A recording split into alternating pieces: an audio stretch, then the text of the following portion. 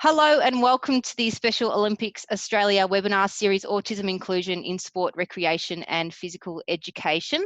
This is webinar 5, Creating an Inclusive Club and Environment. My name's Sarah Whedon and I'll be hosting the webinar today on behalf of Special Olympics Australia. Thanks for joining us. I'd like to acknowledge the traditional owners of the many lands from which we meet today and pay respects to their elders past, present and emerging. This is the 5th webinar in our 6-part series, and some of you joined us over the last couple of months and some of you are just joining us for the first time today. So to all of you, thanks for your dedication to improve your knowledge and support people with autism in your programs. Today's webinar will aim to bring together the information and learning from the series so far and explore how we could pull it all together to develop an inclusive program and environment. And this could be at the community club level or within a school, or it could be at both. So we'll focus on the on-ground applications and remain within our webinar theme of providing you practical strategies, tools and resources to take away and use in your own setting. So in this webinar, we'll use real case studies and athlete perspectives to highlight some approaches and strategies around establishing inclusive programs. And we'll look at both the start of the pathway with junior engagement and participation programming, and then we'll extend to what a continued pathway and advanced level competition might look like. And we'll also look at the opportunities sport has provided individuals to develop and lead both within a club and to engage within the wider community. I think this webinar is quite timely at this present time. In this period of uncertainty, it's very important that sporting clubs consider their strategy and approach and be creative in order to adapt, retain and attract new members. And we know that sport is a vehicle for positive social change, and this is particularly important now for people with disability who are generally more socially isolated and excluded. And being an inclusive club or program can have amazing outcomes. It can increase memberships, you can have increased participation opportunities for your community, increased partnerships, it can attract new cohorts of sponsors, it can open you up to new funding pools, and it can increase your reputation and standing within the community and act as a great community connector, which is quite important right now. As a teacher, school or disability service provider, you're crucial in creating confidence and pathways for your students or clients with disability to engage in their community, and community sport is a great opportunity. So I think it's very timely and an important topic right now for many physical activity providers. So just to recap what we've explored so far. In webinar 1, we gained an understanding of autism spectrum disorder. In webinar 2, we understood the importance and approaches of getting to know your participants. In webinar 3, we looked at a range of communication styles, needs and approaches for athletes and students with autism. And we had a great case study from 10 Pin Bowling Australia. And in webinar 4, we explored the widened sensory perception and discussed strategies to support sustained engagement in the sport or physical education environment for people with autism. If you missed any of the webinars, or you'd like to re-watch a recording or access the range of resources and materials we have to accompany each webinar, you can do so. You can have a look at all these through the Special Olympics Australia online learning platform, which is called SOA Learn. So you can find SOA Learn on the Special Olympics Australia website, or just type it into your preferred search engine. I'd also like to thank Sport and Recreation Victoria for their support of this webinar series. And this is Sport and Recreation Victoria's commitment to the Victorian Autism Plan, which seeks to provide greater opportunities for choice for people with autism to participate and contribute to the community. And it seeks to address the experience of exclusion faced by people with autism. And Sean Stevenson should be online today, and you can reach out to him. He has a wealth of knowledge and experience, and Sean's has been our support from Sport and Recreation Victoria. So big shout out to Sean Stevenson. So just a bit of context of Special Olympics Australia. We're part of a global sporting and community inclusion movement, which has been supporting and empowering people with intellectual disability around the world for about 50 years. And it was established by the late Eunice Kennedy Shriver, sister to US President John F. Kennedy, as well as sister to Rosemary Kennedy, who had an intellectual disability. So today, Special Olympics supports over 5 million athletes in 177 countries. In Australia, Special Olympics supports people with intellectual disability and autism through a number of sport health, education and leadership programs. And we have one of our athlete leaders, Stephen Lawley, presenting today. So offering 19 official sports, Special Olympics Australia provides year-round training as well as competition at local, state, national and international level, with the pinnacle of the competition ladder being the World Games, hosted on a 4-year cycle in both summer and winter sport. So we have a great combination of presenters for you today to share their stories and strategies towards inclusive program and environments. And we have Daniel Munter from the ICANN network, and Daniel thought this caricature was a fabulous resemblance of him. We have a great coach and athlete duo in Liz Gosper and Andre Ascui from Inclusive Sports Training, Special Olympics Australia's own athlete leader, Stephen Lawley, and we kick off today with Kellie Tait, who has featured in our webinars all throughout this series so far. So Kellie's the founder of AAA Sports Ballarat, is an inclusion consultant. She's also just commenced a role with Regional Sport Victoria as a youth engagement coordinator. And Kellie is also a mother of a child, Cooper, who has autism. So after trying to get Cooper into local mainstream Auskick programs, she found that this program just wasn't suitable for her son's sensitive needs. So in 2016, Kellie decided to establish a program that would allow children of all abilities the opportunity to be involved in sport in a safe and inclusive environment. So hence AAA Sports Ballarat was born, and Kellie has had nearly 400 children participate across 4 different sports in this all year round program. And Kellie's won several awards for the AAA Sports Ballarat program. So I think she has a great story to share with you today about the journey of the program, which she created basically from scratch, and I think she'll be able to provide a lot of insight to her approach and the strategy she's used to make AAA Sports such a success. So I will hand over to Kellie in a minute, but just a reminder, with all our webinars, we ask you to reach out to the panel and to reach out to your other audience members and chat to each other, share your ideas, your thoughts and perspectives. And I know some of you have reached out to me with some resources that you want to share. So please, if you have a great resource to share, you can upload the link into the chat. We do have a dedicated Q&A section at the end of the webinar. So if you've got any specific questions for our panel, please put them through the Q&A section. There should be a little button at the bottom of your Zoom toolbar, and we'll get to those questions at the end of the webinar. So I will hand over to Kellie to tell you all about AAA Sports Ballarat. Thanks, Kellie. I'll stop sharing.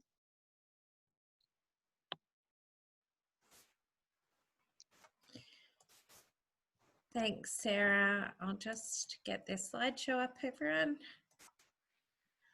Okay, well, today I'm going to talk you through a little bit about the AAA Sport Ballarat program and how we run it and the things that make it successful. So just something I wanted to put here was be passionate about the things that are important to you. And I guess that's where AAA Sport started for me, was my passion for my little boy and for him having the opportunities that every other child has. So back in 2016, we took Cooper along to a mainstream Auskick group here in Ballarat, and there was 100 kids and 1 coach at this Auskick Centre, which I'm sure we can all agree would be completely chaotic for any child, let alone someone with autism. So that was really unsuccessful for us. Cooper had 3 massive big meltdowns that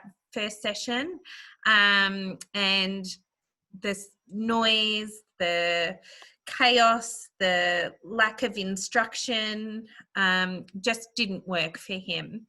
We left that first Auskick session quite defeated, and I was quite upset, wondering what sport was going to look like for my little boy if we couldn't have a successful interaction at a mainstream program like that. So the following day, I contacted our local AFL affiliate here, AFL Goldfields, and I asked them if they ran an All Abilities program in Ballarat. Obviously, Ballarat's quite a big place, and I thought for sure we would have had All Abilities program running down here, but we didn't. So I worked with AFL Goldfields to start an Auskick program for kids with disabilities. So not autism specific, but for children of all abilities. That very first season, I thought we might get 10 kids that we already sort of knew who had disabilities to come down and just kick around a footy and have a little bit of fun. But we did advertise through Facebook, and we received 25 kids to start that very first season. It was so successful, that first Auskick season, that the parents were asking, what are we going to do next? And so I was then contacted by Cricket Victoria, our local regional development officer at the time, who asked if I'd like to maybe add a cricket program to our AAA program. So after the initial Auskick season, we followed on with cricket. And not long after that, I contacted Federation Football Victoria and Netball Victoria and added netball and soccer to our programming as well. So at the moment, AAA Sport runs 6 different programs. We run 4 grassroots programs over the 4 school terms of the year. And then twice a year, we run 2 pathway programs, which is for children who have developed past those basic skills and are ready to learn a little bit more game sense. So we have pathway programs in AFL and in cricket now. So we run those twice a year, which is pretty exciting. I've just got a little video here to give you a bit of an idea what AAA Sport looks like. Now, this is a video from a couple of years ago, but it's a good representation of what our sessions look like and some of the modifications that we make to the equipment so we can help the kids. You'll notice in this video there's some high school students in yellow and blue uniforms. These are the Ballarat grammar students who come along to my program every week. I formed a partnership with our local grammar school, and they send out 25 grammar students every weekend, Sunday morning, 9 o'clock, to come down and do some community-based service hours helping the children in my program. So the kids are getting one-on-one or one-on-two help from the Ballarat grammar students, which is part of the reason why I think we've been so successful, because we're able to really focus in on helping each child individually. So I'll put this video on for you.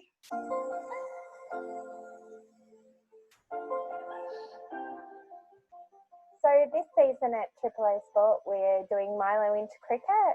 We're really excited this year to also be having some come and try days for T20 Blast for all abilities. So we're really looking forward to seeing some of our kids progress from Milo into cricket into T20 Blast. And it's just another opportunity for the children of Ballarat to be involved in sport. So we're really excited about that. Couple of changes that we've made to our Milo program this year. We've added little balls, sticker balls onto our bats, so that the kids know which side of the bat the ball needs to hit, and also to give them an idea where we want it to be hitting. So that's one thing that we've implemented. We've got a couple of blind children in our group this season, so we're also using the blind cricket balls, and we're teaching all the children the swiping techniques and what the blind cricket balls are about, so they can be inclusive of their teammates. Another thing we've put into place, just for selected students who are having difficulty with the feet placement, are some mats with sticky feet on them, so we can show them where they need to be standing when they're batting and get their feet in the right place if we need it. So just a couple of little modifications we've made this year that's different to what we've done in previous years, but it seems to be working really well. So we look forward to a really fun season.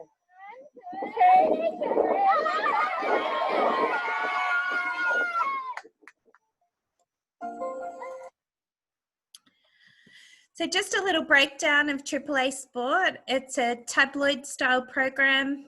I break the children down into smaller groups. So we may have about 25 to 30 students per session, but we break those down into smaller groups of 5. And the kids rotate through the skills. At the beginning of the session, we sit down together and discuss what the activities are going to look like. And I can sometimes use a visual for that if there's children within the program who need a visual. We rotate through 4 skill sessions. So we do a warm-up session all together as a group, and then we break off into our small groups and we rotate around the different 4 skills. Our sessions go for no more than 45 minutes. I found if we go longer than 45 minutes, we're starting to lose the kids a little bit. So I try to keep the sessions to 45 minutes. And at the end of the session, I always try to finish off with a calming activity, and then we regroup and sit together again like we did at the beginning of the session and discuss what each child enjoyed about the day. I find that just sitting down at the end of the session and asking them what they've enjoyed really reinforces to them that this was a positive experience and that we've had a really good time at AAA Sport today. My top 10 tips for coaches and for teachers: make sure you check the individual player profile, which we talked about in previous webinars, and the sensory profile to see what accommodations you might need to make for the children. Have open communication with parents and carers about the best ways to support. Don't be afraid to ask the parents what's the best way to support your child. Take the time to prepare the child for what to expect on the first day. So that might mean coming in early and having just a one-on-one session with that child prior to the session starting. Use clear and concise language and wait 6 to 10 seconds before repeating an instruction. It's really important to allow processing time, especially for children with autism. So make sure that you're taking that time. Demonstrate the task, breaking them down into smaller steps and using visual supports is the best way to do that, and physically showing the children what you want them to do. Work with the participants' strengths and don't be afraid to repeat the skill to show it a second or third time if you need to. Give plenty of warning when moving to another task and if there's a change in the routine. So if I know I'm not going to be at the following week's session, I will always let the kids know the week before. So at the end of the session, now next week I won't be here, but Coach Bill will be here to support you guys next week. So make sure you prepare them for those things. Talk to other team members or opposing teams about accommodations that may need to be made. So if you're playing in a game base and you've got children within your program who might need a little bit of extra support or some changes to the rules to be able to support them, make sure you're communicating with the coaches on the other teams. Address the players by their name to ensure you have their attention. So don't point because it'll probably get lost in translation. So make sure you're using their name and be understanding if they require a break and be generous with praise after the activity is complete. So don't be yelling out while they're trying to complete a task for you. Well done, that's great. Wait until they've finished the task and then give them the praise. Why is inclusion so important? 1 in 4 people in Australia have some kind of disability and 1 in 150 have autism. This is why inclusion is so important. It offers people the choice to be able to participate, and it builds understanding and awareness in our community. It also supports mental health and well-being and provides more social opportunities and community involvement. So if you are a club, seek support from your regional sports assemblies and state sporting associations. They all have disability support people who can help you with your running of your programs and to get set up. Create an inclusion policy to embed in your club's culture. Ensure you have diversity on your committees. So we want someone, either a parent or a person with disability on your club committee so that you have someone advocating for the needs of those people within your club. Ensure that families in your club all understand what it means to be an inclusive club. So really embed that in your culture. We are an inclusive club. This is what it means for us to be an inclusive club. And you can do that through newsletters, social media. Create an individual player profile and sensory profile for your club, specific to your club. And we did have examples of those on SOA Learn if you want some to work off. And find a mentor and research other all abilities programs. One thing I can say about disability sport in Victoria and right across Australia is that everyone who's working in this space is really keen to support you to get more clubs up and running and get more programs running. So don't be afraid to reach out to people and ask for advice and support in setting up programs. If you're a school, some things to consider are, have you prepared an individual student player profile? Have you collaborated with the classroom teacher to come up with this plan? So don't just do it on your own. The classroom teachers are with the children 90% of the time, so we want their input into that as well. Is there an opportunity for you to sit in on the planning sessions for this student and even the PLPs with the family? Have you spoken with the education support staff about the strategies that are working for this child in the classroom? Make a plan for that transition from classroom to sport and from sport back to the classroom. Make sure that you guys are working together. And use visuals for the whole class. Keep a whiteboard close by, you know, lists on the wall, that sort of thing. Just make an expectation of the whole class rather than for an individual person. When you're doing your lesson plans, make sure you plan for an adapted version, just in case something doesn't go to plan. If you're a parent, do your research, speak to the coordinator and ask to view the facilities ahead of the session starting. Arrange a private tour or a one-on-one session with the coach prior to the season starting. Give the specific details from the individual player profiles to your coaches. Make sure they're aware. Share that information. And don't be afraid to ask for extra resources if you need them.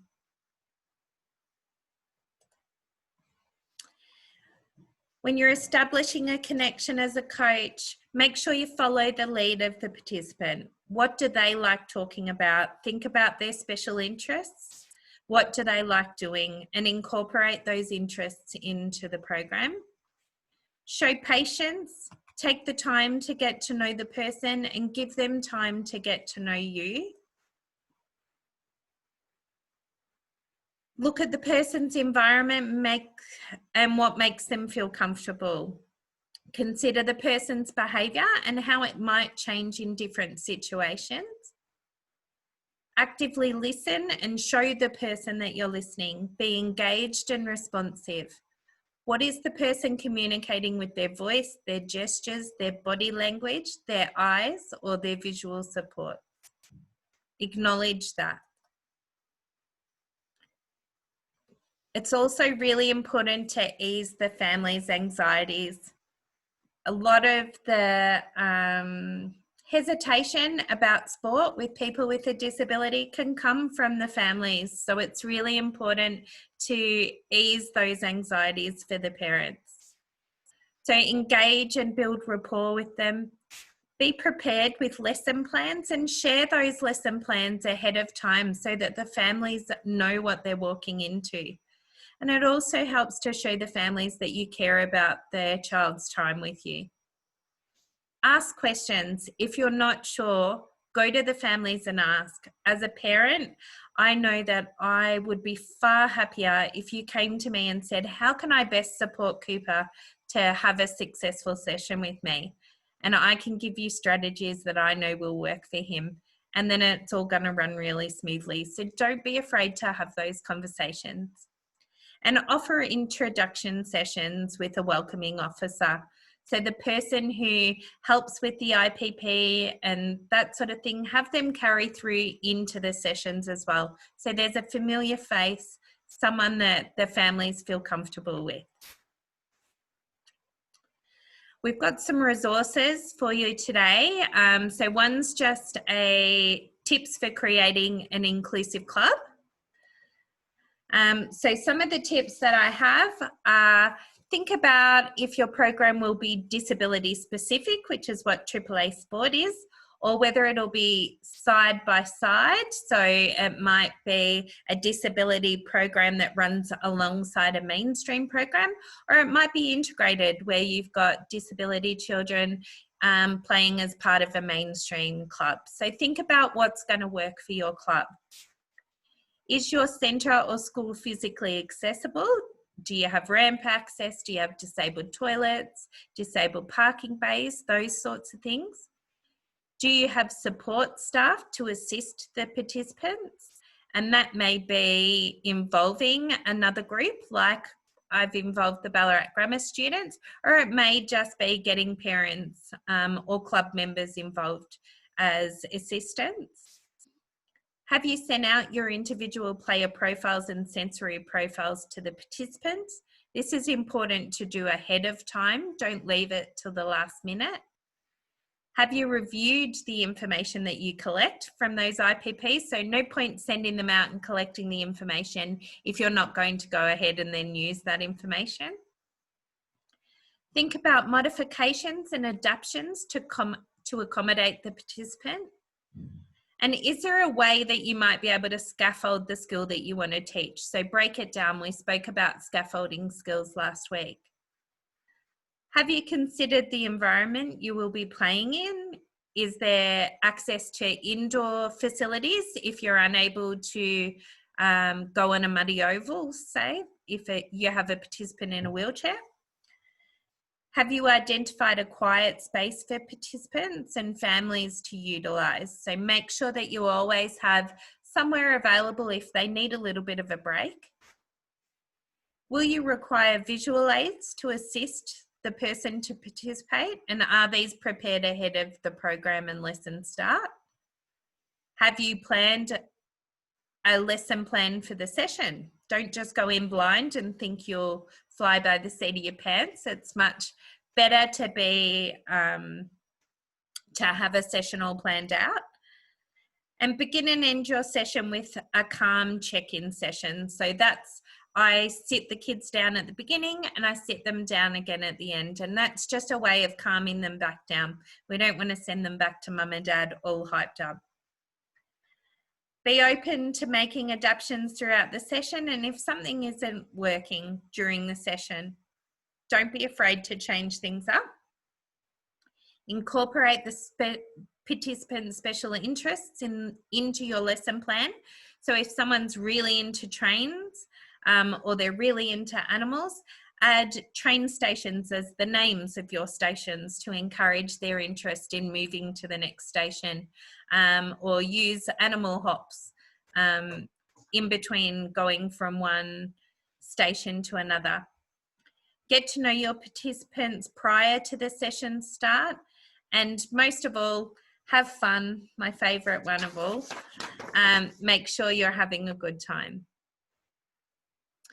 The other resource we have is a checklist for creating an inclusive program. It's just got a couple of actions there that you can think about before you're ready to start an inclusive program. Where can you guys go for more support? Your regional sports assemblies, if you're in the regional areas, are a great place to go to for some more support. The state sporting associations, like I said before, they all have disability-specific people who can help you with setting up programs and give you guidance on lesson plans and that sort of thing, so reach out to them. The Australian Sports Commission website has some amazing information on it, as well as the allplay.org.au has some excellent resources, social stories, that sort of thing on theirs that could be adapted to any sport at all. So make sure you check that out as well. Disability Sport and Recreation Victoria are there to help you.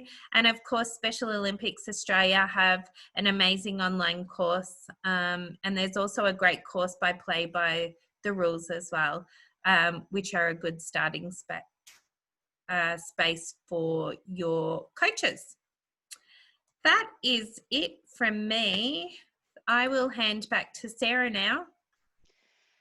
Thanks, Kelly. And as always, you've provided some wonderful strategies, and I like the fact that they're really tangible strategies that we can take away and implement straight back into the program. So, you know, you've created such a great program there with AAA Sports Ballarat, and you've been, you know, helping the kids of your community. So congratulations and well done to you.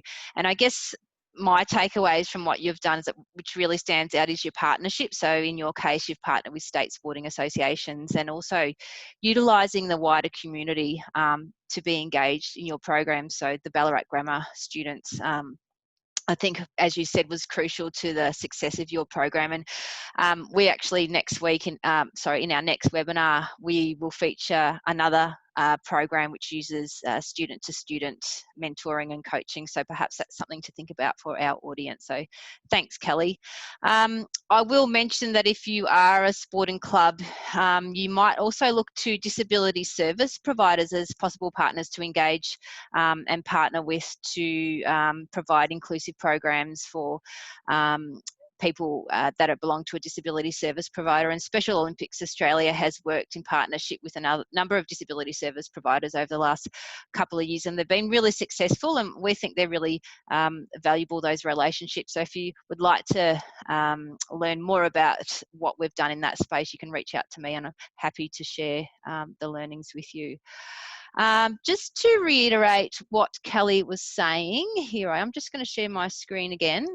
There are several resources and organisations that can help in your inclusion journey.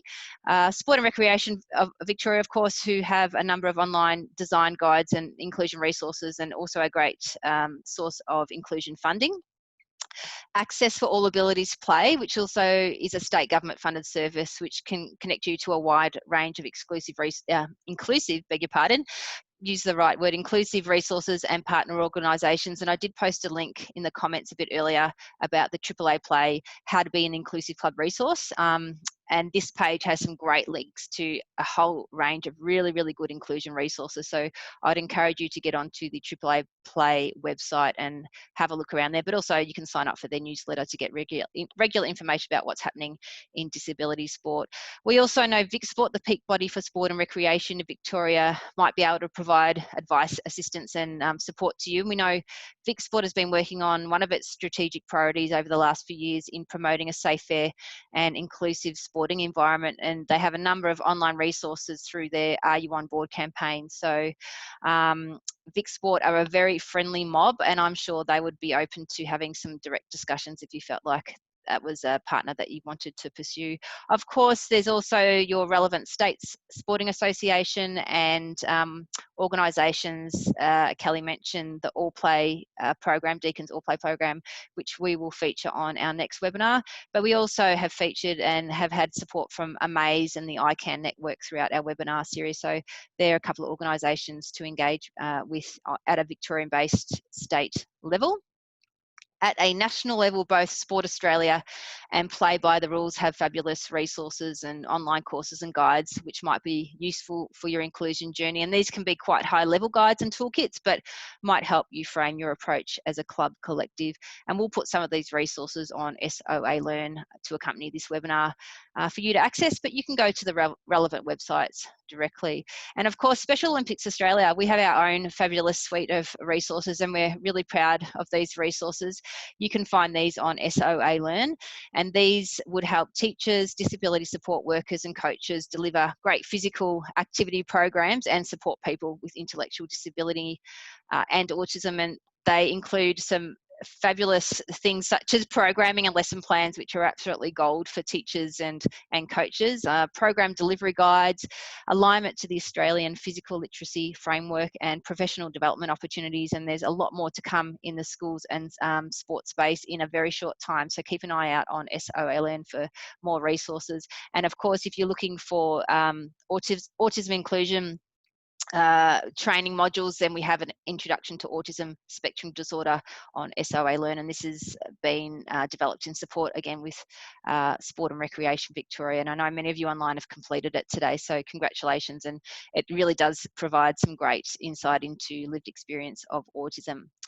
So we will move on to our next presenter, Stephen Lawley. So Stephen is a Special Olympics Australia athlete, and he has completed the athlete leadership program through Special Olympics Australia. He's been involved with Special Olympics for over 20 years, and his sports include basketball, swimming, and 10-pin bowling, and he's playing golf. I think he's a mad keen golfer at the moment, and he's represented Special Olympics Queensland numerous times, and he's also represented Australia on the national team. Stephen's going to talk through his pathway and his journey with Special Olympics, from competing as an athlete to a coach and being a community leader. You can see on the screen, there's a picture of Stephen on the right-hand side of your screen, and he is proudly wearing his newly presented coach's polo top, and either side of him is his just as proud mum and sister Kim. So his sister Kim will be supporting Stephen today in the webinar, and Kim's also a Special Olympics coach, so she was also going to share some experiences with you, but also as quite a supportive family, perhaps their experiences together. So I will hand you over to Stephen, and he's just going to provide you a little bit more about his journey. Okay, I'm going to turn my video off. Over to you, Stephen. Thank you, Sarah, for that introduction. Thank you for inviting me, and it is an honour to participate in this webinar about how to create an inclusive environment for children and adults on the autism spectrum. Firstly, can I say I appreciate everyone taking the time to listen to what I have to say. I will start with my sporting career with Special Olympics. I started playing basketball in 1995, and I have also played some other sports within Special Olympics, such as swimming, 10-pin, and I think I did athletics at one stage. I'm currently playing golf as an athlete. I've been playing golf for nearly a year. I can't remember how many off the top of my head, but on numerous occasions I have had the honour to represent not only Queensland at national games, but also Australia at an invitational Trans-Tasman Games in New Zealand. Travelling with these teams gave me independence and confidence to move further into other roles within Special Olympics. I've always loved participating in sport. While I was still playing sport, and when I wasn't selected to compete as an athlete, I was given the chance to be a Special Olympics athlete leader. This is a selection of athletes from each state that is put through a weekend of high quality training, including us having a mentor. My mentor through my athlete leader role was a member of the Golden Valley Capera Lioness Club of Australia. I was invited to be an athlete leader at the Special Olympics Australia 2006 National Games on the Gold Coast. As athlete leader, some of my roles at these games will go around visiting the different sporting venues, supporting the travelling teams in a variety of roles. The biggest highlight of these games was making a speech in front of the closing ceremony at Dreamworld, and I spoke in front of over 2,000 people that night, and from feedback I believe I spoke better than VIP speaker, the late Ron Clark. My involvement continues today with Capera Kings, which is sponsored by the Golden Valley Capera Lioness Club, belonging to the International Lioness organisations. The Capera Kings was the first in the world as a lioness club created specifically for people with a disability. I was selected to be the inaugural president of Capera Kings, which was formed in 2001, and have since participated in welcoming other clubs into the Kings. These are Ballina, Toowoomba and Logan. I attend these formation functions as an experienced Kings member and to support the new committee and help empower others. The Capera Kings is a great example of an organisation willing to include and offer people with disabilities like myself. Members are given the opportunity to experience different roles and responsibilities, like being a committee member of these clubs, and it can lead to further opportunities within our workplace or outside community organisations. The training I received with Athlete Leader has helped me become more confident and able to take on more responsibilities, especially now within my Special Olympics club, leading to my current role as athlete representative on the Special Olympics Brisbane Falcons Club Committee. I have held this role for 3 years now. With that same confidence, I have also been given life opportunities such as employment within the Department of Defence, an achievement I'm very proud of, and I'm currently doing TAFE to help further my education, and am doing this online course amongst peers, not being excluded due to my disability. This will assist me to gain further employment in everyday society. I have now also moved into a coach's assistant role with Special Olympics Brisbane basketball program. I thoroughly enjoy learning about the different abilities of our athletes and the way that I handle each situation. As I learn, things can change very quickly with behaviours, and I know now to be adaptive to these changes. With COVID being so short notice and with people with autism, having a routine is very important to us. So with Special Olympics training and competitions being a week-by-week basis, I've found myself more aware to deal with these changes that are out of my control and not confined to my routine. With some assistance, I would hope some of our younger athletes will be able to move into roles similar to what I've been able to achieve. Examples being enrolling for further studying, volunteering roles within the community, having access to employment without being judged. I hope they can also gain that confidence to be able to more independent so they can go on to use public transport and join in the community lifestyle more.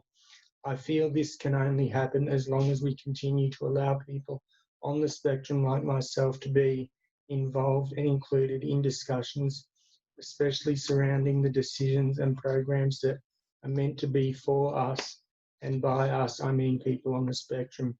To finish, some advice I would give clubs or schools or organisations within Special Olympics and outside is to try to create an inclusive environment by focusing on the athletes or people on the spectrum and seek their point of view on how they feel the club can operate, how we can provide input to the club or organisation and give us a sense of involvement in these decisions by listening to us. Thank you, and once again, can I say I'm very appreciative of you taking your time out to listen to me and these series of webinars. Awesome, thanks, and well done, Stephen. Good afternoon, everybody. And as Stephen has mentioned, thank you for this opportunity. Obviously, my experience with autism is hugely different. As I feel as a sibling, it's been a lived experience. It's not something you can be taught out of a book. It's also different as a sibling, I think, as well as a parent. As apart from Stephen, we've got one other brother. So to me, the three of us is just a normal sibling life. I don't know any other way of living just with autism. So we've spent our whole life fighting for inclusive opportunities for Stephen and our family, questioning the why we were unable to do something other families just did. And every day we still seem to be fighting for acceptance and understanding. As a society, I think people struggle with autism and people on the spectrum, as Stephen certainly doesn't look autistic, so it's not an easily identifiable disability. Sometimes they are seen as rude or arrogant. And as you can tell, Stephen's done the public speaking training, so he speaks very clearer and more confident than I do. I guess when it comes to offering inclusiveness and pathways for people on the spectrum, a big point I wanted to reassure everyone is each child, adult, athlete with autism is so vastly different. Yes, their traits may be similar, but each trigger, each reaction is so incredibly unique. And I feel understanding this will aid many organisations in including people like Stephen and giving them the opportunity to excel and be included in society. To do this, people need to allow that awkward autistic pause, similar to what Kellie mentioned, you know, that 6 to 10 second break when you ask them a question or ask them to complete a task, as that's the processing time that is important to them to feel that they're able to answer or complete that task on their own. It sometimes includes a hesitation that feels like they need that reassurance that what they are doing or saying is socially acceptable, as we as a society, excuse me, as we as a society have unfortunately made them feel this way. We need to allow their individual regulation mechanisms. For instance, Stephen's is rubbing his belly or rubbing his leg to the point that he's worn holes in many pairs of shorts in the past. Don't make a point of it though, as this half the time they're actually not aware of what they're doing. Just accept it, as this is what makes them who they are. I'm going to turn my pages. Be aware, people with autism sometimes can have a very dry, wicked sense of humour about them. And in society, we try to shut this down as not appropriate. But again, sometimes this is the only way that they can process what's going on around them. They also have a way of saying things in jest. But just as they may not realise that it's offensive to someone who does not understand that sense of humour, or they're aware of their disability. With Stephen and his roles, and I guess being fortunate enough to be in that crowd at that closing ceremony when he spoke at Dreamworld, as Mum and I were members of that Queensland Special Olympics team, little sense of pride and maybe a little happy tear. To Stephen, it's just part of his role and what he does best. He steps into these roles so well, and now on the Brisbane Club Committee. And I think it's just about empowering him and supporting them to fulfil the roles that they do. Don't do it for them. Yes, it may be quicker and easier and less frustrating, but if you put in the time and the patience in the beginning, the huge rewarding benefit of having people like Stephen in these roles in our workplaces will shine in their own unique ways. The inclusive society has certainly improved in the last 40 years, but we certainly still have a long way to go. If I can finish with a quote that I believe sums up how we have spent our life and will continue until the day that Stephen does not need to come with instructions, is a child with disability often spends hours being taught how to interact with others. But why don't we spend time teaching those without disabilities how to interact with them? And that's us. Back to you, Sarah. Thanks, Stephen and Kim. Hope my audio's on. Just fabulous. I'm a little bit speechless. I've got goosebumps all over me, but I know you two are a great pair and you work really well to support each other, and I'm sure you've been able to support each other in different ways. So congratulations to you. And Stephen, you know, you've reached some amazing milestones and achieved a lot of great stuff through your sport, and not only within sport but out into the community as well. So well done to you. And I like the fact that you pointed out that people with disability need to have a voice on club committees and need to have a say and need to be represented, because I think some of the time perhaps people lose sight of the fact of, you know, who you're doing all of that work for, and people with disability do need to have a voice. So well done to you. And Kim, you know, you've been such a support to Stephen. I've only known you for a short amount of time, but I can see already you've got a great relationship. You get along really well, but you've also really support Stephen to get to where he is today. So I think you're lucky to have each other. And I do like the fact, Kim, that you pointed out that, you know, sometimes an intellectual disability is often unnoticed or unseen. So behaviours that may be seen as defiance is actually behaviour that someone's trying to manage. And, you know, we can see the inclusions and the modifications for people with physical disability. So there was a question in the chat about ramps, but with intellectual disability, we can't quite often see that. And I know Elise Muller, who's presented in our previous webinars, has spoken about her experiences at school where she was deemed as being naughty, but it was her just trying to regulate. So, and she's going to talk about that a bit more in the next webinar. But congratulations to both of you. You should be really proud of yourself. Well done. Okay, we are going to move on. Our next presenters are going to be, where am I? beg your pardon, I'll just get out of this. Here we go, having some technical issues. So our next presenters are a formidable pair in Liz Gosper and Andre Ascui, who are part of Inclusive Sports Training, which specialises in coaching athletes with learning difficulties and prepares them to participate in mainstream sporting competition. Inclusive Sports Training's roots lie in a school-based program, and it's grown to support those students who are now not students, they're adults, and other interested athletes in training and competition. And as head coach, Liz sets the bar extremely high for her athletes to achieve their best. And as a former student of Liz, Andre has continued post the school program and achieved some amazing results supported by Inclusive Sports Training. So Liz and Andre will further introduce themselves, but I really wanted to bring these two presenters to the webinar today to show a different but successful approach into inclusive sports programming. And I also wanted to highlight the relationship and opportunities between school-based programs and community programs, to which I think Inclusive Sports Training does a great job and is a really good example of this. So I will hand you over now to Liz and Andre. Thank you very much, Sarah, for the introduction. I'm just going to share a PowerPoint now with everyone. All right, and so Inclusive Sports Training, as Sarah said, I'm the director and head coach. I also have another job one day a week as the project leader of inclusion with Triathlon Victoria. My education was a long time ago, bachelor education in phys ed, and then a graduate diploma in special ed, which is probably like a master's these days. And something else I've done along the way is a diploma of counselling. And the next slide, I'd like to introduce Andre.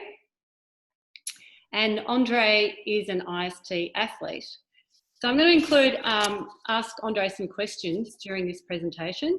So Andre, would you like to introduce yourself, tell everybody how old you are and your education? I'm 25 years old and I am an IST athlete.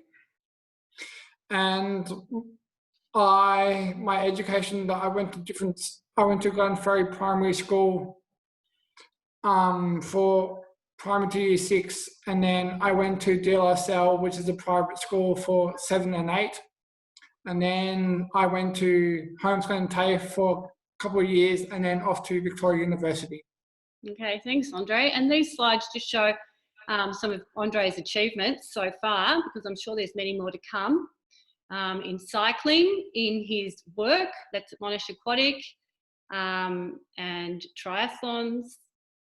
And there's even a photo of me and him there a few years ago when we first started triathlons. So we're moving on to who are athletes with autism and intellectual disability? Well, we've had a fantastic talk there from Kelly, and I think most of my points here, that I'll just be reiterating on what she said.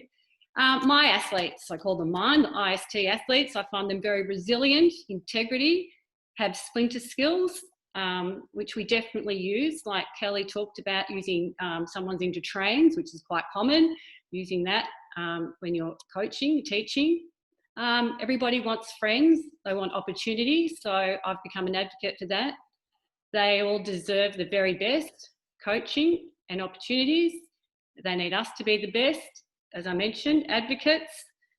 Our athletes are incredibly inclusive and accepting of everybody, and they all need us as much as we need them. IST background. IST was created in 2015. What year did you join, Andre? Late 2015, I joined IST. That's right. So during that time, I was a teacher at Ascui Special School, which has a mild intellectual disability, and you have to achieve an IQ between 50 and 70 to attend. I was employed there as a fitness teacher. So I'm a trained phys ed teacher, but one of my colleagues one day when I was working there as a CRT said, "Oh, look, there's an empty room, Liz." It was really her idea. Why don't you put in a gym and become a fitness teacher? I thought, what a great idea. Well, unbelievably, the principal at the time, I put in a proposal and I promised her that I would fill up the gym with equipment at no cost to her. I wasn't quite sure how I was going to do it.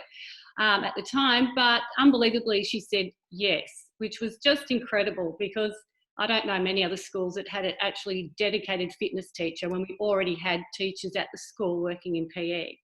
But that meant that I could leave behind the basketball and the netball to the other teachers, and I could work on getting the kids really, really fit.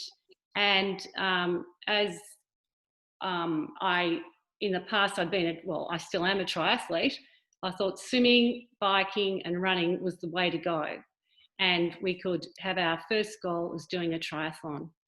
Over the time, IST has developed from being affiliated with Triathlon Victoria and just doing triathlons, and now we're actually a multi-sport group.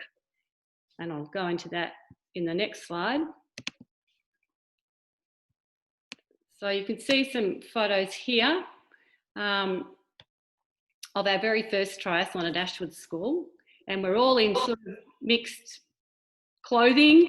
The people at the time running the event wanted us to all look the same. So we didn't have any triathlon suits or anything like that. So we wore our basketball tops. We've certainly come a long way since then. So as I said, I've been a competitive triathlete for 31 years, so I'm very old. A past board member of Triathlon Victoria, and I was on that as for inclusion. And I mentioned that I've got a job a day a week now, just started this year as a project lead inclusion officer. So the idea of that is to get more people with disabilities involved in triathlon. Ashwood School's first triathlon was back in 2013 when I took on the job as a fitness teacher. We affiliated straight away with Triathlon Victoria, and IST has at least 60 members, which is quite a big club in Victoria. I'm a triathlon development coach, and I have a lot of coaches who work for me who've done that course as well. Our athletes have won many awards at the Triathlon Victoria Athletes Award. And could you tell us about your award, Andre? Yeah, so one of the awards that I won was the Most Inspiring Athlete Award. Okay, and do you remember what year that was? Yeah, 2016. Okay, fantastic. And that's, can you describe what it's like at the awards when we go annually, the IST group, what happens? It's amazing. There's all these VIP guests and your parents and sisters and brothers, and you sit on tables and you eat food, and it's a big ceremony. It's pretty important.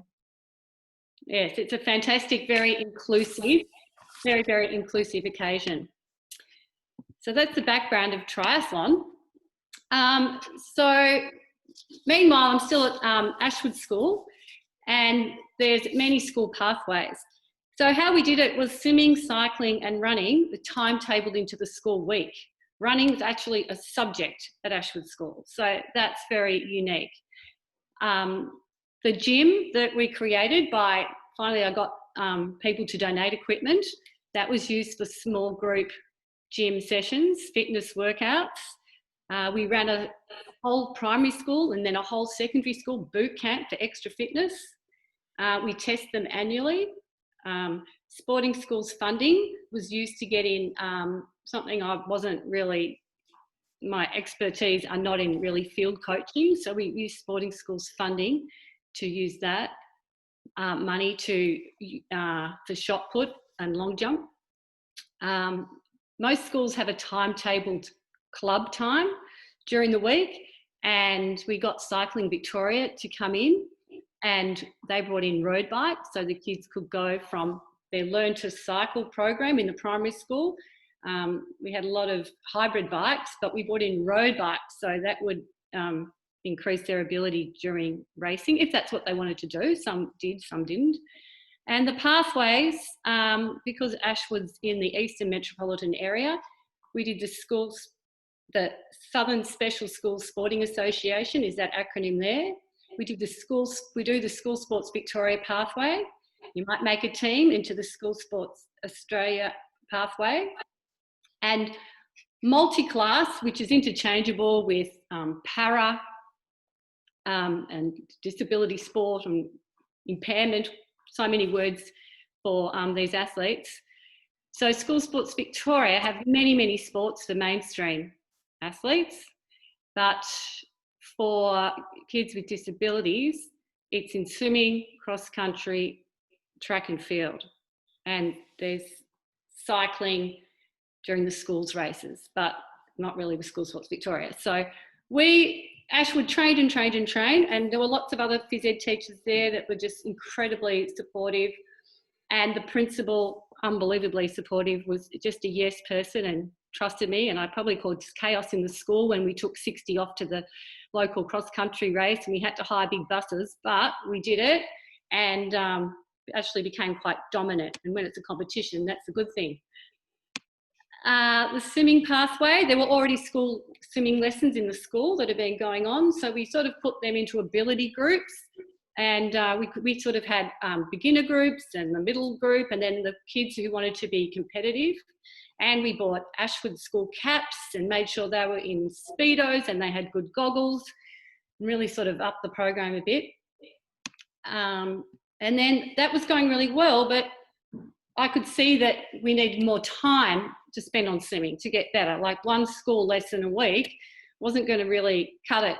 So this is when IST came aboard and I started Wednesday after school swimming under IST.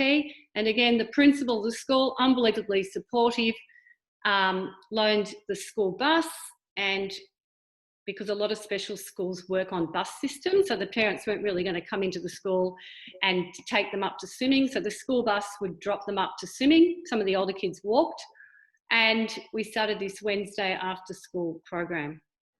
From that pathway, people want to start competing. So Special Olympics is probably where we started, and we got a lot of the kids to join up Melbourne Inner East Special Olympics. And every fourth Wednesday night, we went off to Carey Aquatic Pool and swam in the aggregates, which is timed meets. And Andre, can you tell us your experience of doing that? Yeah, so I did a couple of the meets at Carey Pool and for times, and a lot of us really enjoyed that because we were swimming with our friends and with, of course, other people who were like us. So we felt like it was very comfortable for us, and everyone really enjoyed the night, and the races were very interesting, quite close actually, and it was all the fun. Okay, fantastic. And then from that, Special Olympics, more people wanted to swim after school. So we added in a Thursday night swimming, and that's actually Richmond Pool. And from there, some students wanted to do more swimming. So we have a partnership with Richmond Pool with ICA, Inner City Aquatic, which is a Swimming Victoria club. So there's a pathway to go in there. So from swimming, you can just swim once a week for fun and that's it.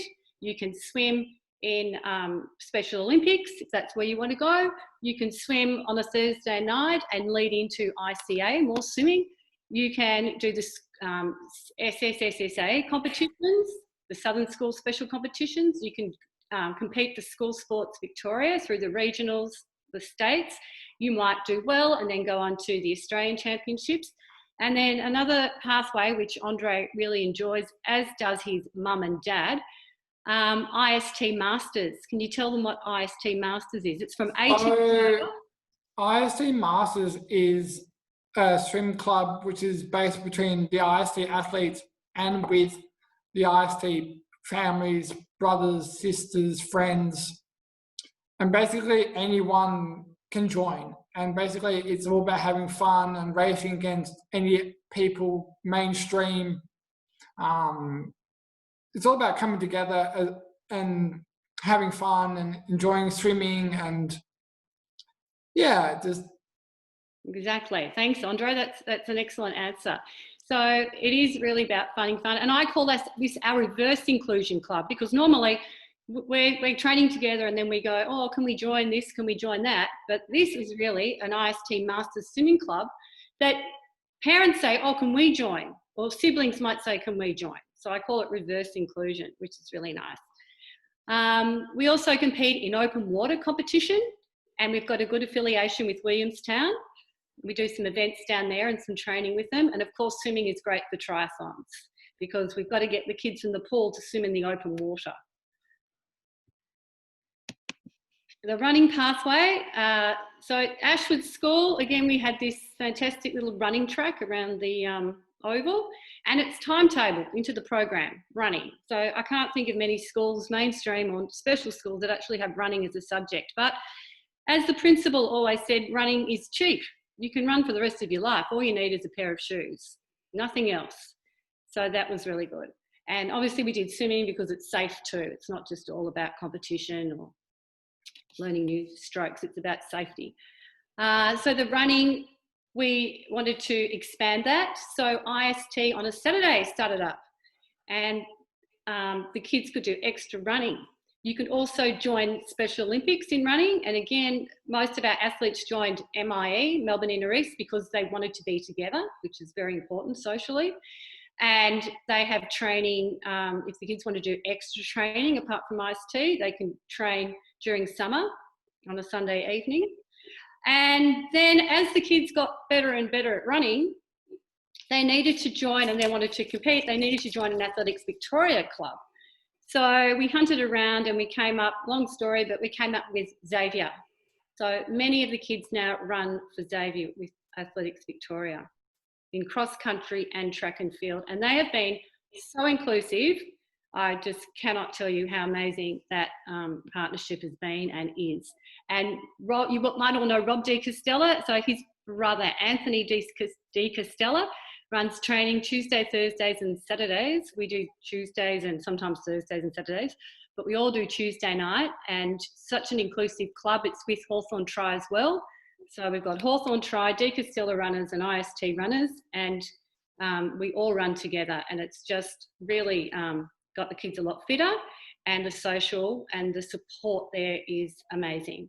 And I think they like us too, because we provide a lot of points in the para when we compete. So you can compete SOs, it's a Special Olympics, it's school, SSSSA, School Sports Victoria, Australia, State and National Athletics Australia. We compete in fun runs. We do 2 a year with the road runners around the town, which is great fun. And then you can go, the IST athletes have gone to the Virtus World Global Games, and we've been to the World Championships. We took 6 IST athletes to Portugal in 2018, and we trained them up on the Sundays, plus all the other running they did, for the half marathon. And the IST girls, who were representing Australia, won the team. So they were World Championships, which was an amazing experience. And I got to go as the team manager. And then running's good for triathlons, duathlons, and this year, we'll move on, that's the next slide. And the photos here, we've got just showing you the pathways. So we've got down the bottom on the right, this big group, that's the Werribee Mansion Run that we do every year. So it's very inclusive because we encourage the parents and the siblings to run too. And that's beautiful down at the mansion. We've got here the Ashwood schools. So this boy would have gone, made the team through school competition, and he's won all these Victorian all-school medals. This girl here started at Ashwood when she was about 12 with me, and she's still running today at the Victorian All Schools. And the top photo up here is in Thailand, because we run a triathlon camp twice a year in Thailand, and they've got an amazing 500-metre running track, and we train there as well with the coaches from Tanyapura. And the bottom left photo shows a picture of the Global Games, which is Ines, which has changed its name to Virtus. And there she is passing the French girl to win the bronze medal at the World Global Games Championships. That was very exciting. And here's the cycling pathway. So it's all quite similar. So we do have beginners, not many beginners, because we hope that they've learnt to ride through the school program. This is IST. We started on spin bikes because we wanted to get their legs fit and strong, and the motion and so forth. And at Ashwood School, we have education lessons on cycling, on how to be safe. Sporting Schools Cycling Victoria program. They have, we call it multi-class, and Cycling Victoria include multi-class cycling into their weekend events when they're on. IST, the cycling has moved from, well, just from the spin room to Saturday training now on bikes, and now we've really got into cycling. So we have Wednesday, Thursday, Friday, Saturday and Sunday squads, beginnings to advanced. And then to compete, you have to belong to a club. So we've joined the Preston, most people have joined Preston, also Brunswick, and they're incredibly supportive of us. We can use like the Preston club rooms, and because they pay their membership, and the velodrome. So these photos up here, the top left one, shows you that if you have another disability on top of just intellectual or a medical condition, you might use a recumbent bike, they're brilliant bikes, they're fabulous. The parents are amazing the way they source those. We've got a hybrid bike, so that's fine to use. This photo of Andre here, can you tell us what you're doing in this photo, Andre? So that's me doing the weekend training sessions at Q Boulevard on the bike. Right, so we do that every Saturday. The session's an hour and a half, and what's the other half of the session, Andre? Running. So we split up into groups, and half will run and half will ride, and then we swap over, and we've got lots of coaches there. And then, so we've gone a long way in cycling. The Cycling Australia has been incredibly inclusive. And what I love about this photo with all the champagne in the air spraying around is that at the national championships, at the winners of the time trials were given medals in their categories. So you can see cyclists in wheelchairs and the cyclists with cerebral palsy and visually impaired. And all the winners got a national jersey, which Andre's wearing today, and got to spray champagne. And I've never had that in 5 years, never seen anything so inclusive in celebrations as that. And then the bottom photo shows that the Global Games Championships that are held every 4 years, and two of the girls there, the bronze medal, which is that was just so exciting. So that was in November last year. And the next slide, we move on to triathlon pathway. So the photograph that I showed you earlier is with our basketball uniforms. We've come a long way. You can see in these photos that now we've got IST triathlon uniforms, and triathlon is incredibly inclusive. I guess it's a younger sport and they didn't have too many rules, I suppose, when we started. And the CEO lets me create what I want. He always says, leave someone with a passion to themselves. So can you explain that IST photo, this one here, Andre, that you're in? Yeah, so the photo basically shows us in the group photo with the Triathlon Victoria CEO, who is Grant Cosgrove. He's probably one of the most amazing men I've met. He's so important to our group of IST because he just knows us all, and he's so inclusive to us all. He lets us join the triathlons, and he's very respectful of us, and he understands us for who we are. And he's always at the races, and when we're actually running on the track, he also competes as well. And so he always runs next to us and encourages us and supports us. And that's right. And so having a CEO like that, like I kind of say, on our side, in our group, advocating for us, saying yes to whatever we want, it just makes life so easy and so inclusive. It's, we just couldn't have a better CEO and group of people at Triathlon Victoria. And over here, you can see this photo. A lot of the kids have maybe a physical disability as well. I think 60 to 70%, I sort of scanned through the 90 athletes, probably have autism. So you can have training wheels in training. That's absolutely fine. A lot have gone from training wheels and then gone to a two-wheeler or a recumbent bike if they need to. So we're very inclusive of all disabilities, but you do have to have a learning disability to be part of the group. This photo up here, you can see again our group at the end celebrating with the CEO. He's there still being incredibly supportive. This is Andre running against a friend at the race. This little girl has a hearing impairment, and there we are on the podium. And you can there's different distances in the triathlon, so anybody of any age can do the kids distance. So normally that stops at 12 years of age, but you can do that at any age to be inclusive. You know, you might be 16 and just starting out, all the way up to the sprint distance. So we have a buddy program. We have an hour on Saturday with what we call the missed athletes. It's a 1 hour program as opposed to an hour and a half. And the older IST athletes come and help, which is probably a bit like Kelly said with Ballarat Grammar. It's a great way to get one-on-one.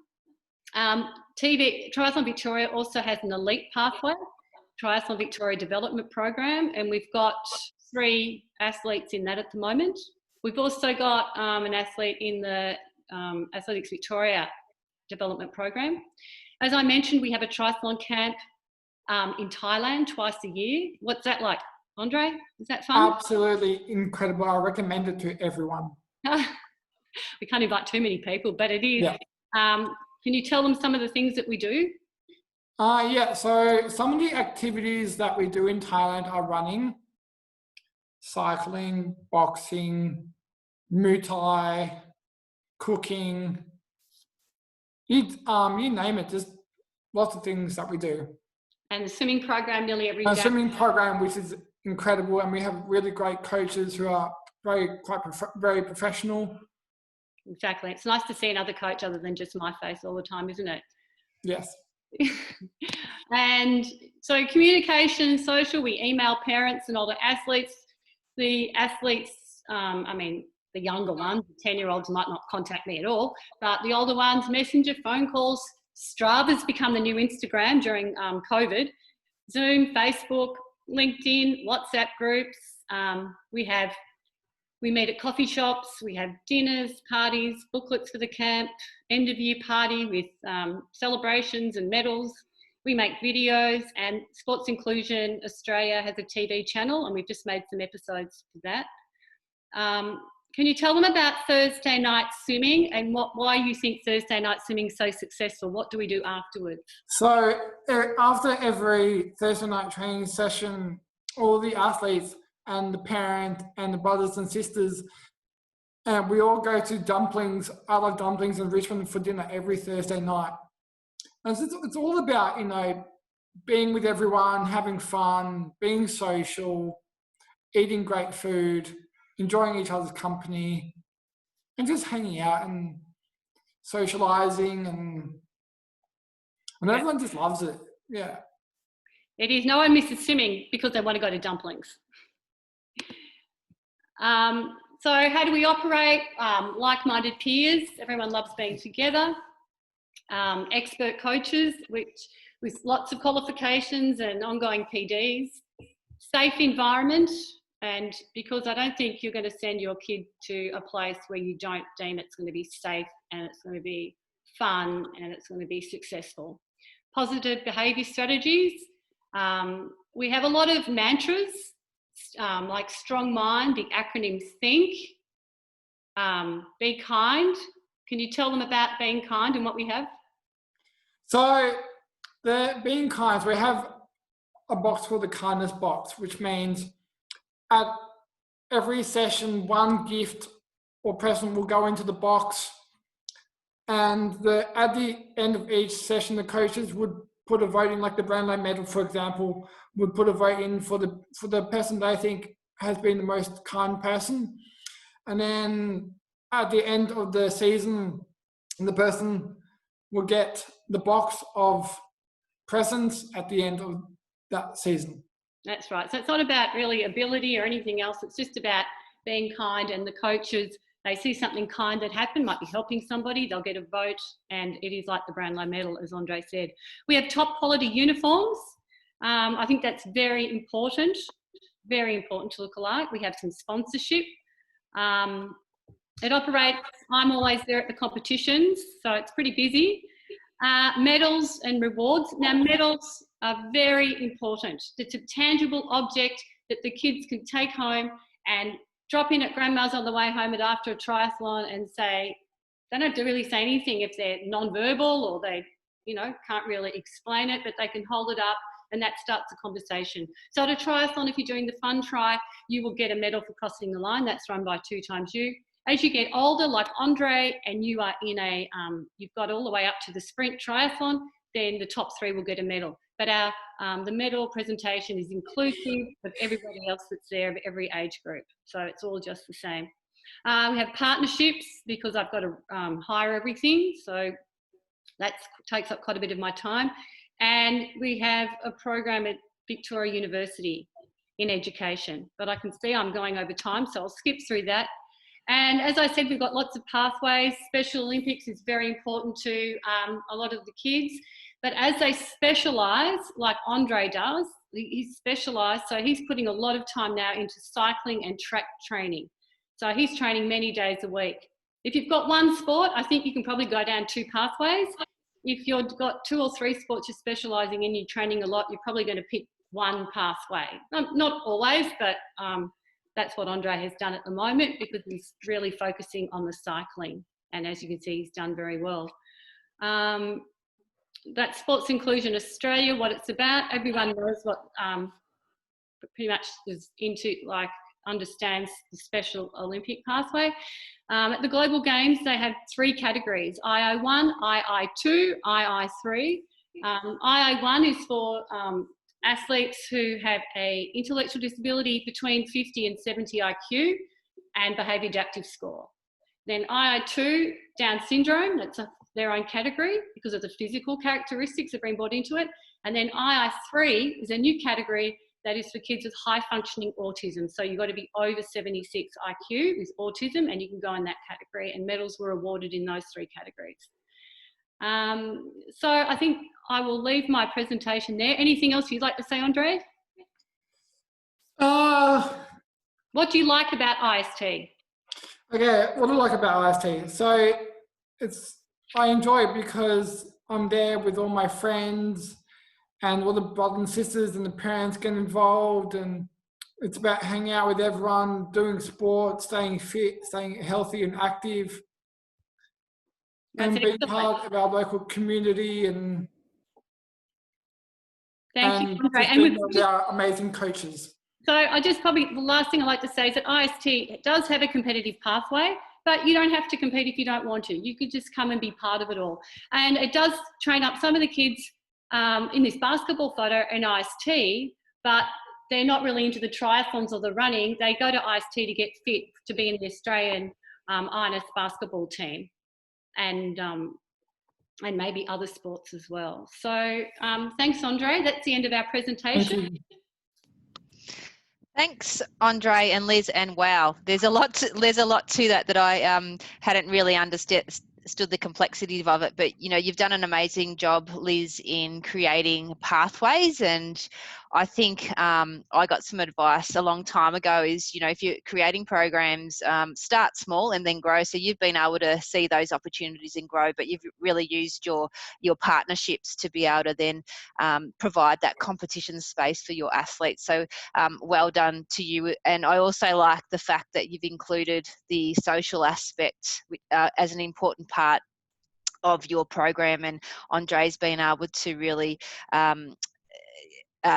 talk about that as well, is that he's loved being part of the award ceremonies and the Thursday night dumplings, and wish we could be at the dumping place and go off to Thailand as well. So what a great opportunity. And Andre, you've done so well. I know you've trained really hard. You've got a really hard training program, and you've still been able to train throughout this COVID-19 situation. So your dedication's been great, and you've achieved some amazing results. And you didn't even get into your work as an inclusion a coordinator at Cricket Victoria, so perhaps we can leave that for another day, but you've done really well, so you should be really proud of yourself. Thanks so much. Our next presenter is Daniel Munter from the ICANN Network, and the ICANN Network is Australia's first social enterprise founded by people with autism, and the network mentors young people with autism spectrum to live a life of an ICANN attitude, and it brings out the awe in autism through education, advocacy, and providing opportunities through a network of schools, universities, TAFE communities, business and government. So Daniel, I adopts a person-first approach to the development and mentoring autistic youth, and he creates opportunities for personal development through his mentoring. He's worked for the ICANN network for over 3 years. He's a strong autism advocate and mental health supporter of young people with autism. Daniel also holds a Bachelor of Music and a Bachelor of Psychological Sciences.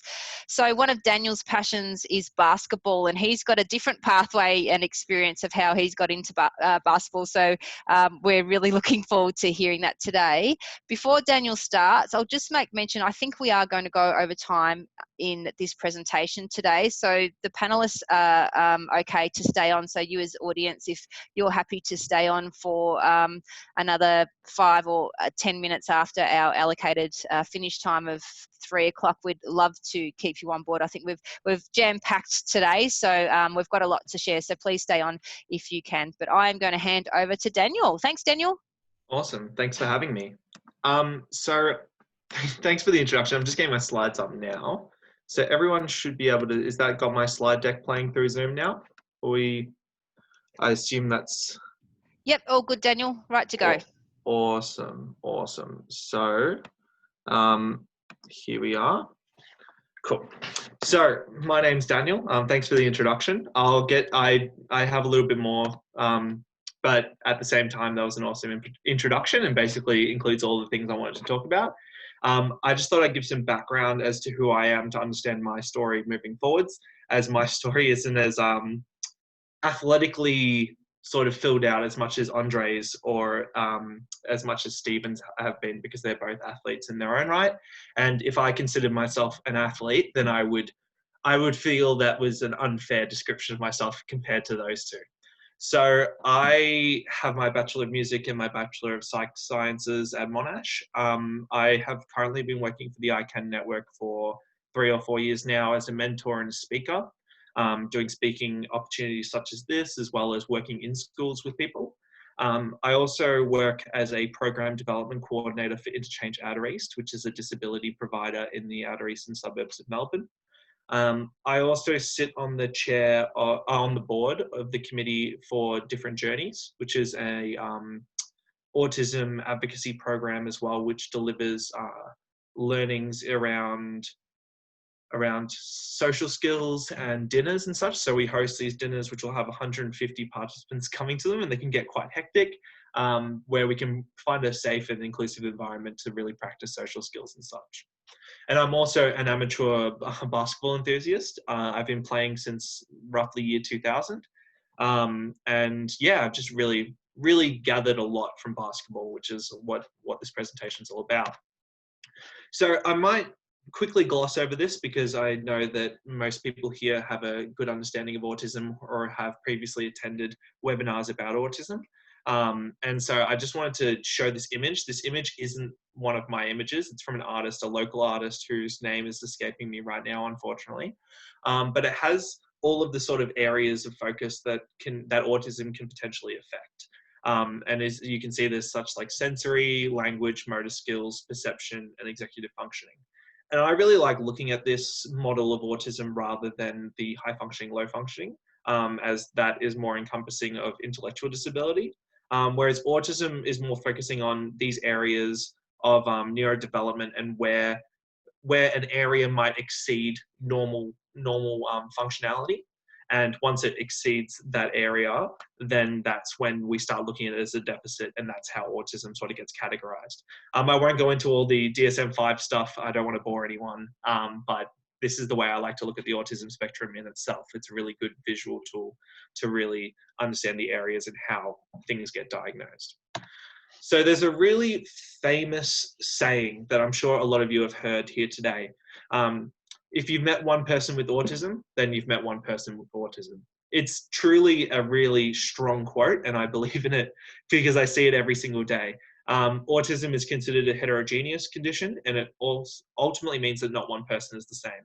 Sometimes we get classified and placed into these boxes of this person likes trains or this person's really good on computers, but these hyper-focus areas really can reach a multitude of different disciplines and can really surprise you. I mean, I won't get into it too much, but I know people who have absolute hyper focus on language creation, and they can do full grammar and syntax and prose and create their own languages, which is way outside of the traditional autism sort of box. So yeah.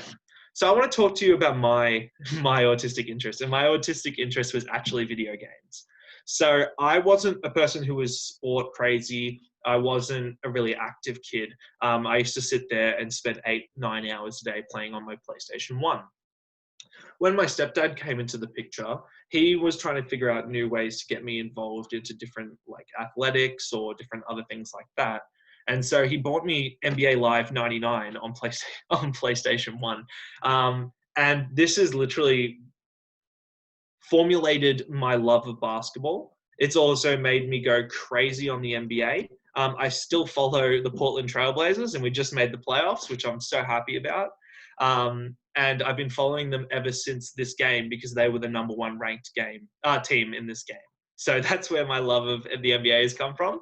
And as you'll see, sort of this game really opened me up to the whole pathway that is basketball in itself. So the things that basketball has been able to provide for me, and sorry about the formatting for those who are really strict on formatting, I just couldn't get it to do what I wanted it to do. But basketball is a really great and engaging medium for physical exercise for myself. You couldn't get me to go for a walk during COVID. There's no chance. Like I'm really struggling even just to get up and go for a 30-minute walk, but you could get me to play basketball for 9-10 hours. So there's a key difference between the actual medium for engaging in physical exercise. Basketball is a really great key that I've used to unlock that inside of myself. I've made a group of mates from my first team that I made in 2000 that are all lifelong family friends, and we hang out and go camping once a year. Not this year because of COVID, but we have consistently been catching up yearly and sort of always been connected with each other. It's been a really good opportunity to develop interpersonal skills, things like communication on court, teamwork, developing my own feedback for others, and sort of the ability to be able to communicate that effectively has been a really awesome skill that I've learned from basketball. It's presented so many more different interests outside of just playing the sport in itself. I'm a massive NBA fanboy, and I mean, once it got put back on in the bubble, I've watched every single game. Absolutely obsessed. I know a lot of the different statistics and history of basketball, mostly from playing video games every single year, the same basketball video game, the newest one that comes out every year. But I've sort of locked in that trivia for myself. It's also given me a new interest in shoes, in basketball shoes. I will not bore everyone with basketball shoes and their resale ability. But I definitely do look for collector's shoes and then try and buy them. And then if it's worth flipping them in the future, it's worth flipping them in the future. We will go for 4 hours if we have to talk about my shoe interest, because I literally won't shut up about it. Basketball has also presented to me professional development opportunities and presentations like the one that we're going through today. And it's also been a really good tool for engaging with new people. Either through playing with others when I see them on a basketball court and just asking if they want to play a game of one-on-one and meeting them and getting to know new people. I use it as a tool to engage participants that I support in doing the same thing, reaching out to new members in the community, trying new teams and sports and different leagues and such.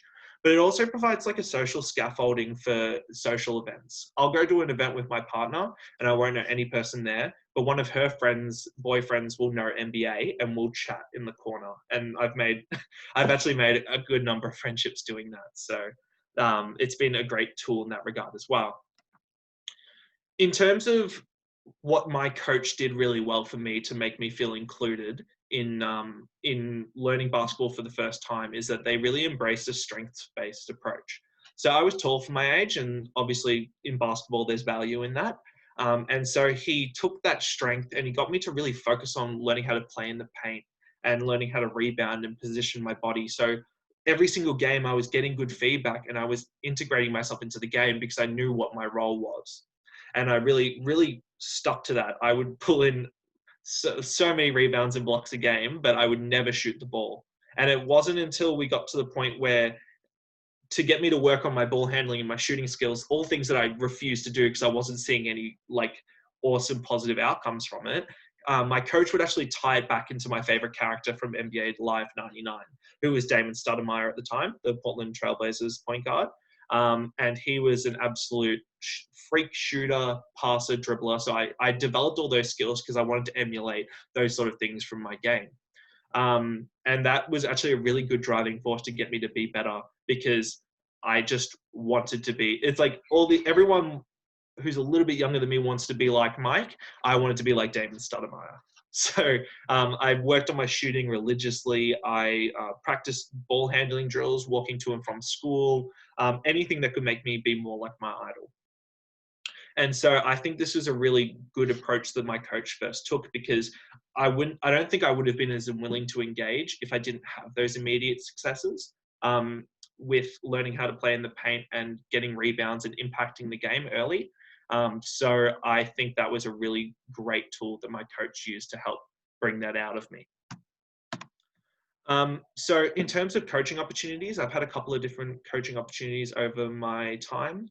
The first one, and the really important one that I always look back at, is Hoop Time.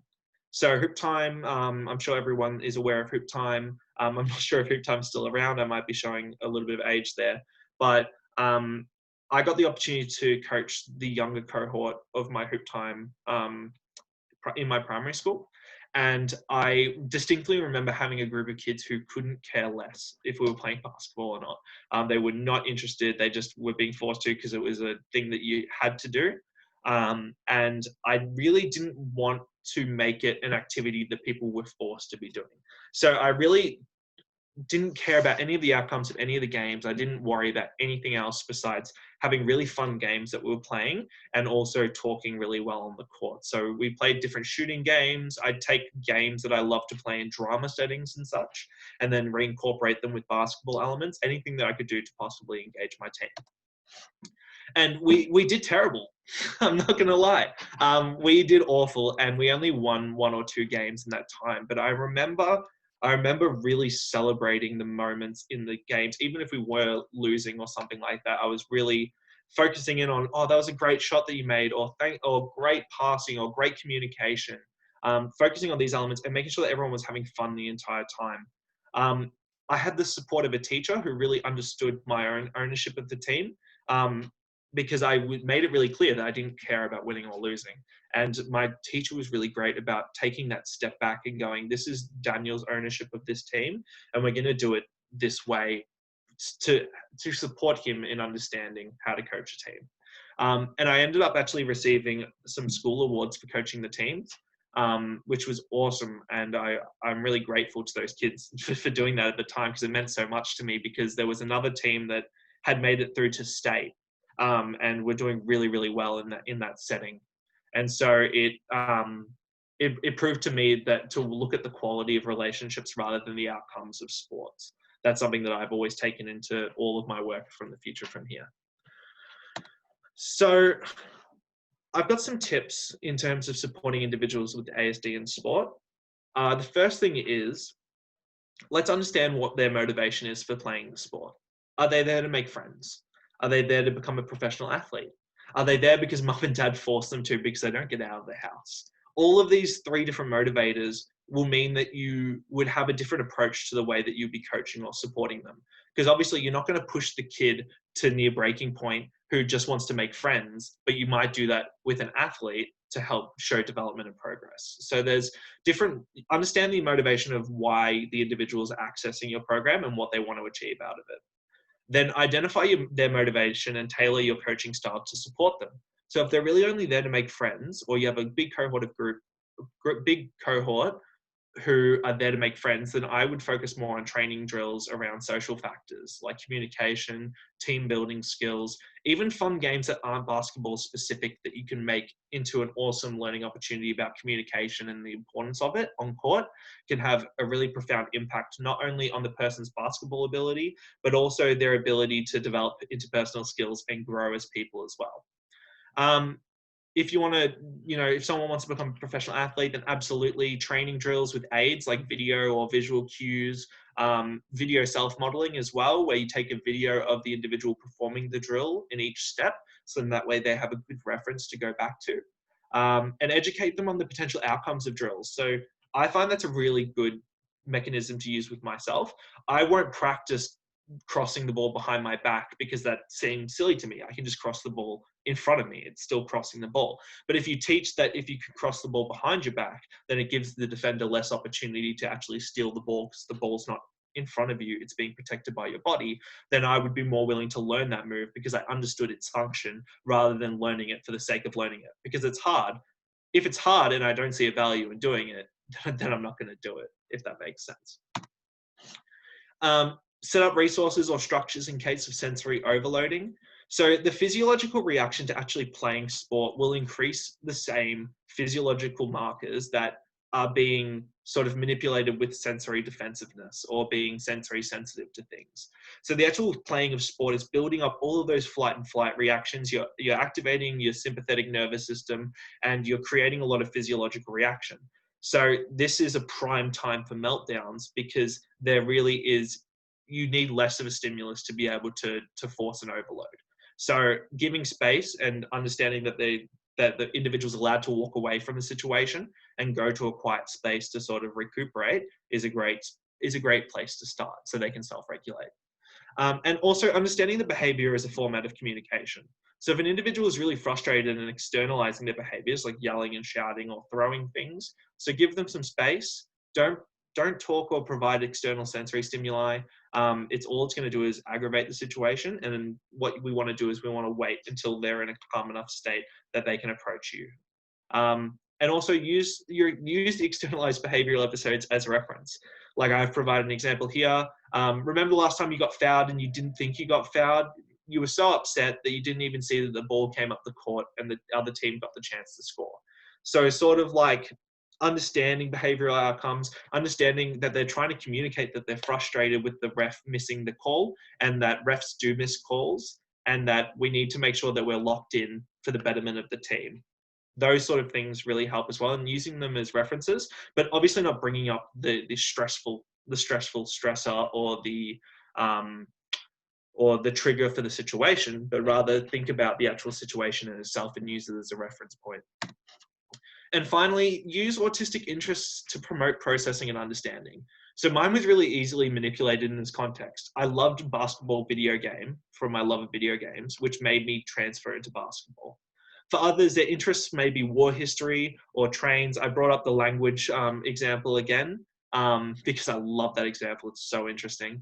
But if you're engaging with someone who really loves war history, for example, you can tie in the similarity between a blitzkrieg to a full court press. Really, honestly, everything's transferable if you listen, understand what that person's interest is, and then maybe take the 5-10 minutes to sort of have a look it up and see what they're really interested in and what elements do they really find easier to process. So then we can manipulate those to get them interested in sport or other activities. But yeah, that's kind of me for today. Thanks for sticking around. Thanks, Daniel.